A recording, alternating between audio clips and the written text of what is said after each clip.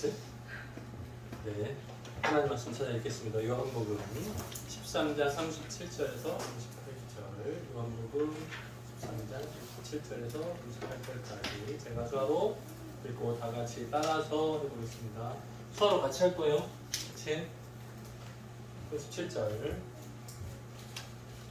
베드로가 이르되 주여 내가 지금은 어찌하여 따라갈 수 없나이까 주를 위하여 내 목숨을 버리겠나이다. 38절 예수께서 대답하시되 내가 나를 위하여 내 목숨을 버리겠느냐 내가 진실로 진실로 내게 이르노니 닭 울기 전에 내가 3번 나를 부인한다. 아멘. 거기까지 아니에요? 하나 더 있어요? 같이 봐요. 37절 시작. 베드로가 이르되 주여 내가 지금은 어찌하여 따라갈 수 없나이까 주를 위하여 내 목숨을 버리겠나이다. 38절 예수께서 대답하시되 내가 나를 위하여 내 목숨을 버리겠느냐 내가 진실로 진실로 내게 이르노니 다 울기 전에 내가 3번 나를 부인하리라. 아멘. 옆에 누구랑 인사할까요? 잘 오셨습니다. 만나서 반갑습니다. 반갑습니다. 계속 보고 있어야지. 네, 괜찮아요? 많이 졸리죠, 그죠? 점심 드시고 졸리실 거예요.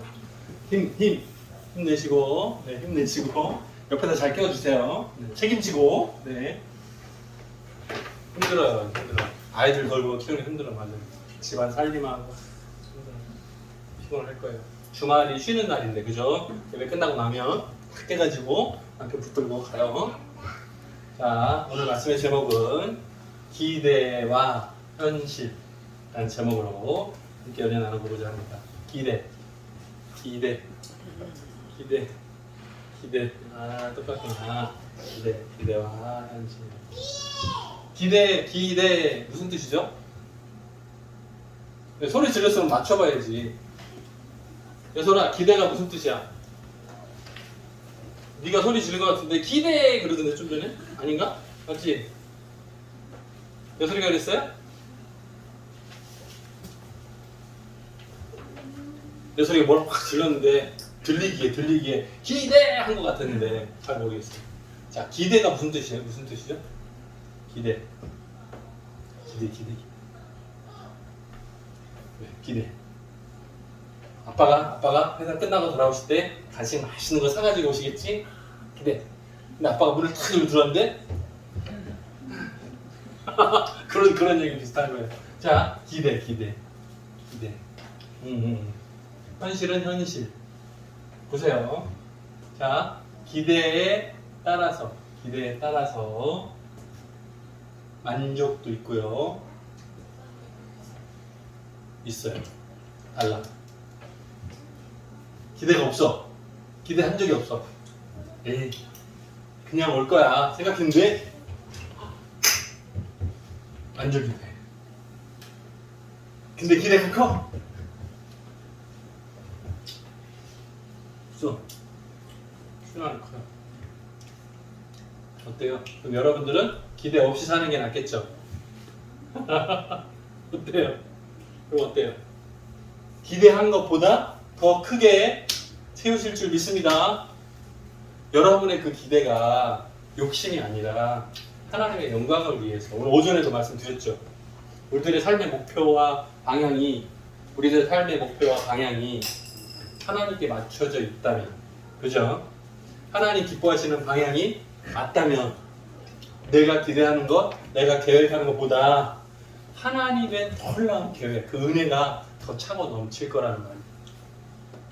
저 여러분들의 삶 가운데 하나님께서 부어주시는 은혜가 우리 각자의 기대를 뛰어넘어서 현실로 만나게 되는 큰 은혜를 경험하는 감독과 감격이 있는 초과하는 은혜 경험하는 여러분 되시기를 주님의 이름으로 축원합니다. 자, 베드로. 오늘 말씀에 나오는 베드로 똑같습니다. 베드로. 처음에 직업이 뭐였어요? 직업이 처음에 직업이 뭐였어요? 베드로. 배민정이 맞춰야 돼. 성이 똑같잖아. 자, 배민정. 자 보세요. 베드로 알죠? 누군지 알죠? 베드로. 누군지 알죠? 베드로 알죠? 베시랑 똑같잖아. 네? 베드로 처음에 직업이 뭐였어요? 처음에 예수님 만나기 전에 직업이 뭐였어요? 예수님 만나기 전에 직업이 뭐였어요? 베드로. 옆에서 도와줬어. 자, 여기 써 있어요. 어부, 물고기 잡는 사람. 예, 어부였어요. 베드로의 직업은 물고기, 어부였어요. 자, 그런데 예수님의 제자가 됐어요. 그 중에 첫 번째 제자, 대표 제자가 됐어요. 제자 대표가 됐어요. 그래서 수제자라고 불러요. 아, 예수님의 12제자 중에 첫 번째 대표 제자가 됐어요. 자, 그리고 나서 사람들이 예수님 따라다니는 이 제자들을 앉혀놓고 예수님 물으셨던 적이 있어요.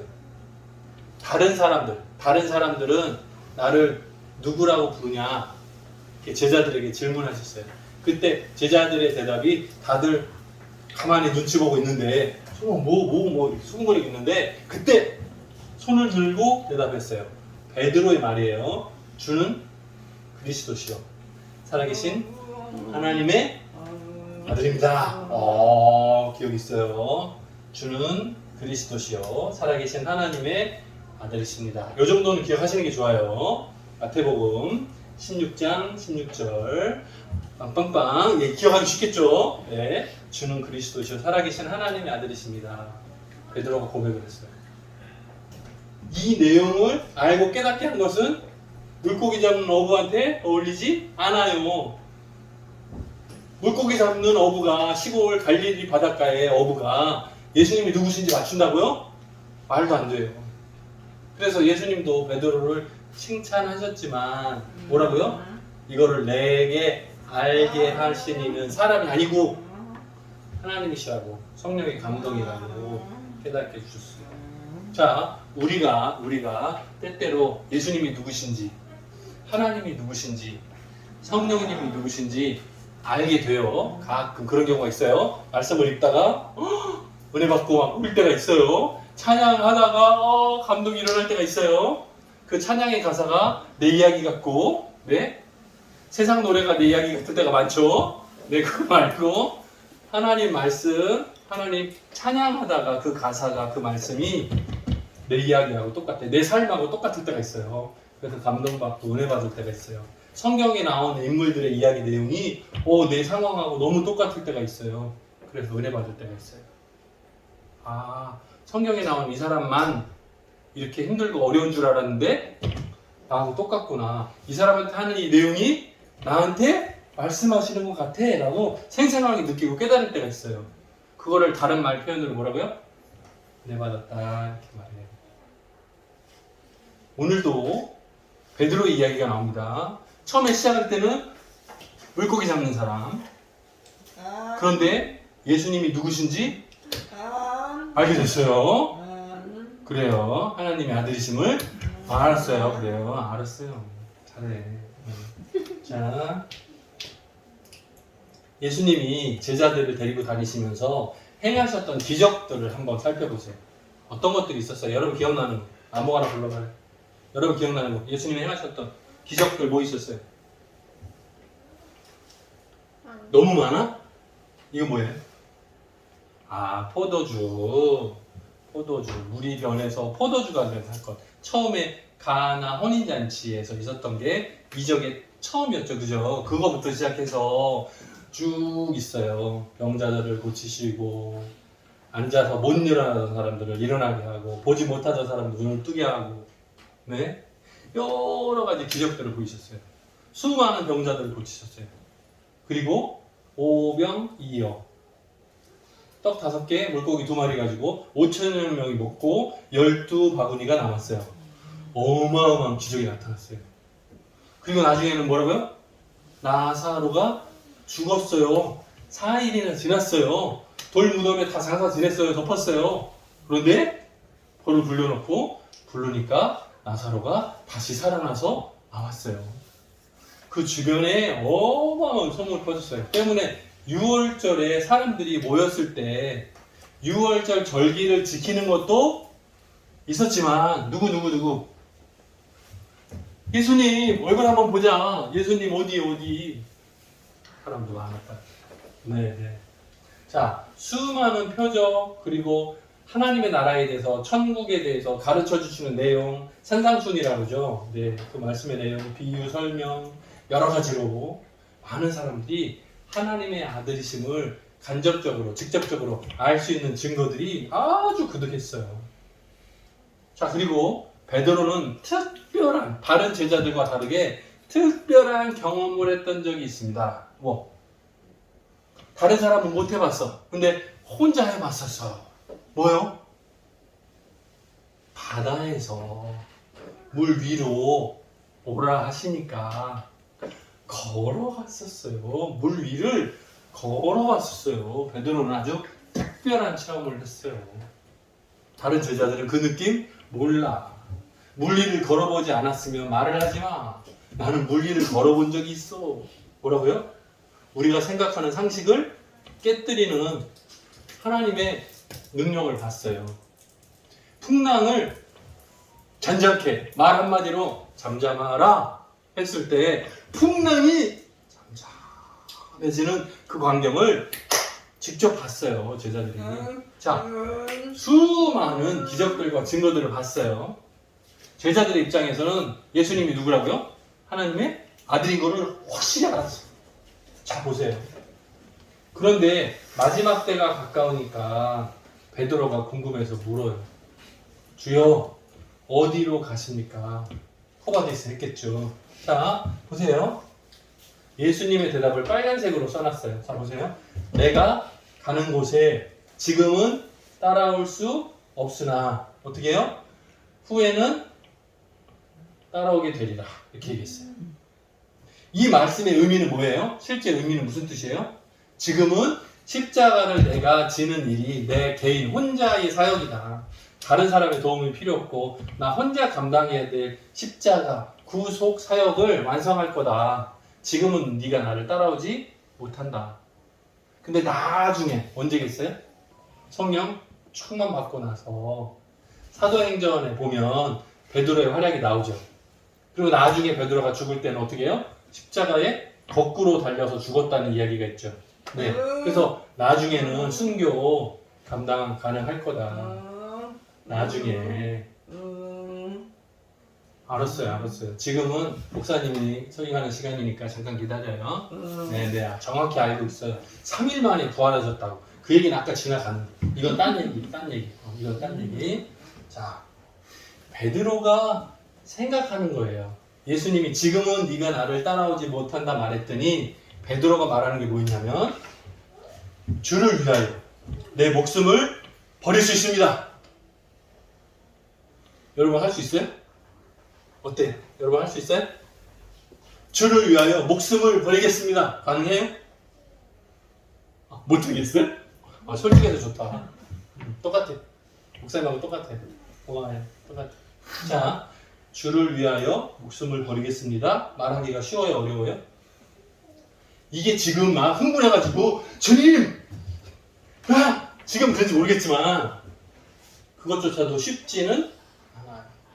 내 목숨을 버리겠습니다. 이 말이 쉽게 나오는 말이 아니에요. 어려운 말이에요. 근데 예수님이 이 베드로의 마음을 다 아시는 거예요. 이 말이 진심인 건 아셨을 거예요. 자, 그런데 예수님이 뭐라고 가르쳐 주시냐면 오늘 말씀에 나오죠. 닭이 울기 전에 네가 3번 나를 모른다고 할 거다. 여기 보면 베드로의 부인 나오죠. 첫 번째 부인, 두 번째 부인, 세 번째 부인. 부인 좀 깨워봐요. 부인. 김영진 사님의 부인. 자, 보세요. 베드로. 괜찮아. 보세요. 베드로의 부인. 맞아요? 아니야. 자, 보세요. 베드로의 부인이 아니라 베드로 예수님을 모른다고 한 거를 한자로 부인하다래요. 모른다. 아니다. 관계없다. 예수님을 막 저주하고 아니라고 말한 거예요. 그래서 예수님의 부인이 3명이 아니라 베드로의 부인이 3명이 아니라 예수님을 모른다고 아니요 말한 게 하나, 둘, 셋이라는 거예요. 착각하면 안 돼요. 네. 자, 그런데 마가복음에 보면요. 마가복음 이렇게 쓰나요? 마가복음 14장 72절에 보면요. 무슨 내용이 나오냐면 베드로가 예수님을 모른다고 하나, 둘, 셋 끝나고 나서 72절에 이렇게 나와요. 닭이 곧 두 번째 울더라. 자, 그러면 첫 번째 닭이 했었을 거잖아요. 그게 언제인지 마가복음에는 정확히 나오지 않아. 좀 애매함이 있어요. 근데 분명한 것은 뭐예요? 두 번째 울었으면 첫 번째도 있었을 거다. 그죠? 여기에 만약에 두 번 울더라, 꼬꼬대 이게 두 번 연속해서 바로바로 했으면 여기에 이렇게 쓰지 않았을 거예요. 닭이 두 번 꼬꼬대 하더라 이렇게 써 있을 거예요. 근데 그렇게 써 있지 않고 첫 번째는 위에 언제인지 안 나와요. 없어요. 그런데 하나, 둘, 셋 모른다고 끝나고 나니까 두 번째 닭이 울었다 말이야. 무슨 뜻? 첫 번째 닭이 꼬댁했을 때 분명히 들었을 거예요. 그런데 베드로가 시끄러워서 듣지 못했든지 아니면 너무 긴장한 나머지 닭이고 뭐고 지금 그게 문제가 아니고 뭐예요? 여기서 내가 지금 지켜보고 있다가 예수님 어떻게 되나 궁금해가지고 지켜보고 싶어서 가까이 갔는데 그 불을 쬐고 앉아있는 사람들이 베드로를 알아보고 예수님 따라다니던 사람 그 제자 중에 한 명? 근데 거기서 아니라고 하는 거예요. 근데 그것이 세 번째 끝나고 나서 두 번째 닭이 코덱 할 때 깨달은 거예요. 뭐를요? 예수님이 하신 말씀의 내용. 내가 3번 나를 모른다고 아니라고 말할 거다. 이 말을 들을 때 베드로는 뭐라고 말했었어요? 주님, 내 목숨을 바치겠습니다. 근데 지금 막 죽을 위험 상황을 만났어요? 아니에요. 여종이 물어본 거예요. 그걸 불을 쬐던 사람들 중에 종들이 물어본 거예요. 근데 거기서 잡혀갈까봐 두려워가지고 불러준 거야. 어때요?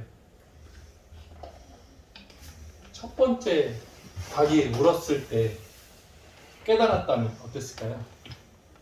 미리 분명히 예고가 있었어요. 그런데 예수님 모른다고 3번 다 부인했어. 그러고 나서 두 번째 다 물음을 보고 깨달았어요.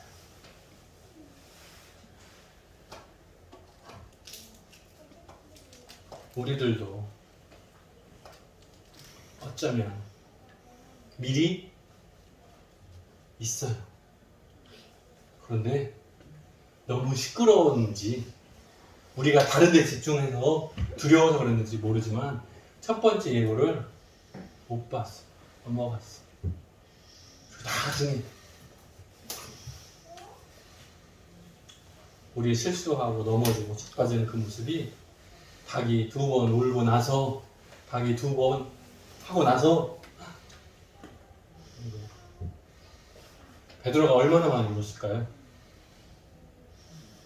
베드로가 얼마나 마음을 찢었을까요?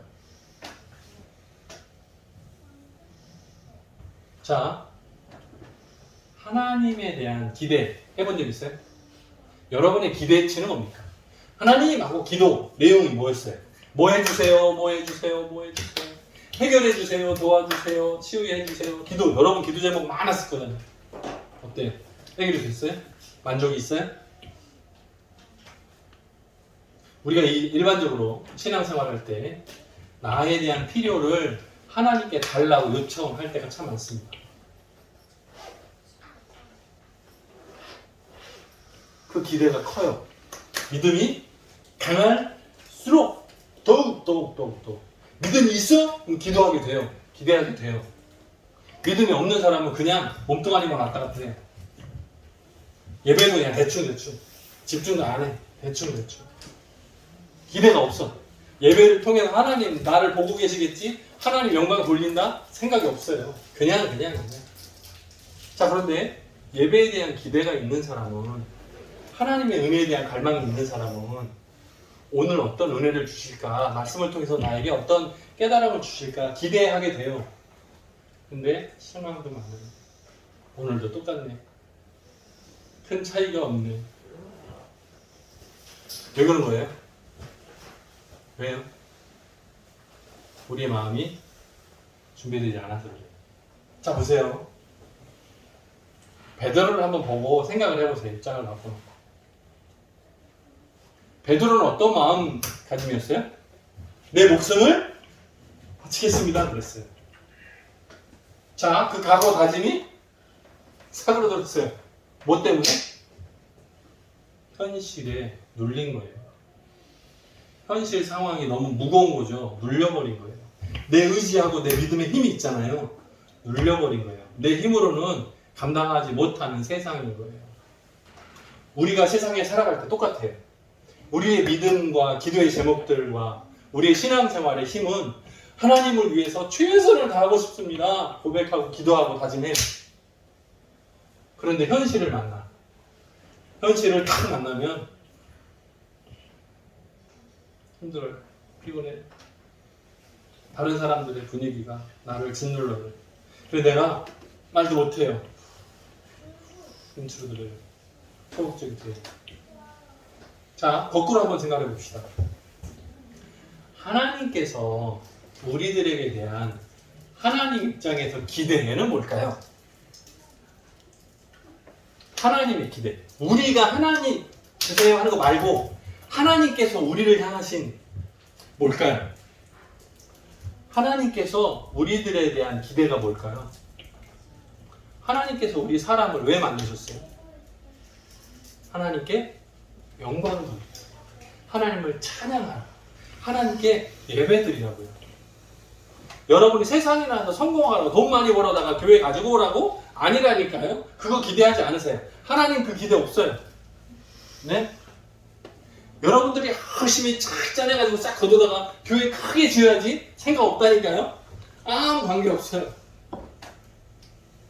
하나님께서 여러분을 향한 기대는 뭘까요? 하나님께서 가장 귀하게 생각하시는 예수 그리스도를 이 땅에 보내셔서 여러분 대신 십자가에 달려 죽게 하셨어요. 그리고 여러분들을 구원하셨습니다.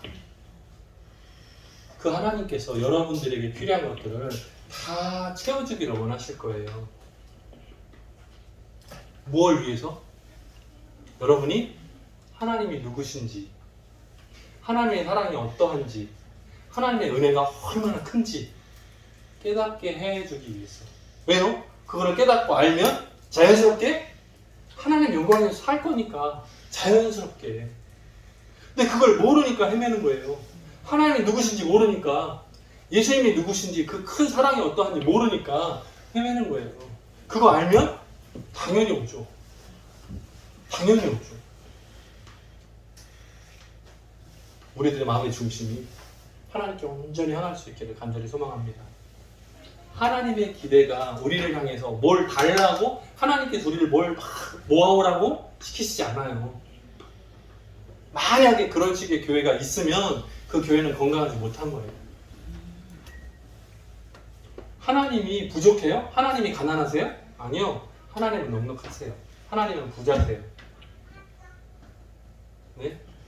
하나님이 가진 게 부족하기 때문에 이스라엘 백성한테 야, 양 좀 끌고 와라. 나 고기가 먹고 싶다. 좀 태워서 올려보내봐라. 아니라니까요. 사람들의 희생제사 드리는 것이 하나님의 마음을 충족시켜 드리느냐? 그렇지 않다고요. 무엇 때문이에요? 하나님과 죄인이 이스라엘 백성들 사이에 이 간격을, 이 어색함을 줄이기 위해서 희생 제물로 죄를 씻어야 하나님을 만날 수 있기 때문이잖아요. 하나님은 사랑이신지라 여러분을 대신해서 그 문제를 해결하셨잖아요. 죄 문제를 해결하셨잖아요. 하나님 여러분 만나기를 원하시잖아요. 하나님의 기대치는 여러분을 만나는 거라고요. 하나님이 기대하시면 여러분을 만나는 거예요. 여러분을 만나기 위해서 희생을 치르신 거예요. 그것이 예수님이 십자가에 달려 죽으신 거라고요. 근데 우리는 뭐 달라고 해요? 하나님 돈 주세요. 하나님 명예를 주세요. 하나님 건강을 주세요. 그거는 두 번째, 세 번째, 네 번째 마지막이라고. 마지막. 뭐 하면? 하나님을 만나는 것이 먼저라고. 때문에 우리가 이 한 주간도 하나님 말씀을 붙들고 하나님의 기대하심이 어떤 것인지 생각해보고 우리들의 기대가 어떤지 생각해보고 만약에 잘못된 부분이 있다면 바꿔야죠. 그리고 하나님의 기대치에 맞춰가는 이 한 주간 되시기를 주님의 이름으로 축원드립니다. 기도합니다. 사랑이 많으신 하나님 아버지 감사합니다. 우리는 때때로 베드로처럼 실수할 때가 있습니다. 내 모든 생명을 다 바칠 것처럼 큰소리 뻥뻥 칠 때가 있습니다. 그런데 말만이고 실행하지 못하고 현실을 만나서 어그러지고 넘어질 때가 많습니다. 실패의 그 자리에서 다시 한번 스스로를 돌아보게 하시고 하나님의 기대에 내 상황들이 잘 부합하는지 다시 한번 생각하고 하나님의 그 크신 사랑 가운데서 예수 그리스도의 십자가를 붙들 수 있는 하나님과 내가 만나는 그 자리를 사모하게 도와주옵소서. 함께 하시길 간절히 소원하옵고 예수님의 이름으로 기도드립니다. 아멘.